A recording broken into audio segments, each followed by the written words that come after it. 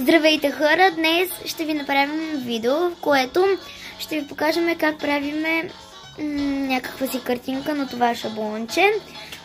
Това шаблонче е за да нарисуваш примерно твое си нещо, после да го поизмокрите с вода, разбира се с клечка за уши или нещо друго, може и четка, мокрите я във вода и отбелязвате на картинката и тя се издува. Така, нека първо ще нарисуваме 3 балончета. Нека ги нарисуваме. Ще вземем червенко.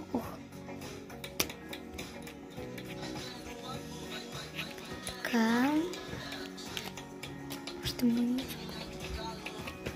Добре. Сега зеленко. За да направим, разбира се, и малко по-разнообразен балон.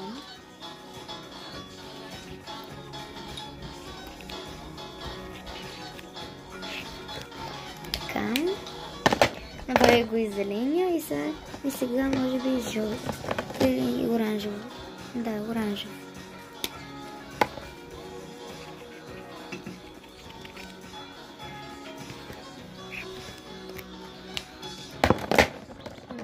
Сега жълто. Мисля, че сме вече готови. Ето ги и трите балончета. Не се получиха кой знае колко добре, но все пак, за да видите, взимаме клечката, поизмокриме, ето ни чашката, си мокриме във водата, ето така, тя се е напоила, сега вижте, и се издува. Мисля, че не се вижда толкова добре, но ето сега пак ще повторим.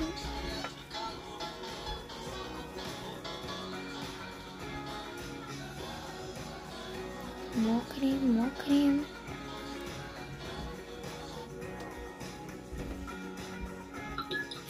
Можете да видите. Ето, издуха се. Чакайте. Ето.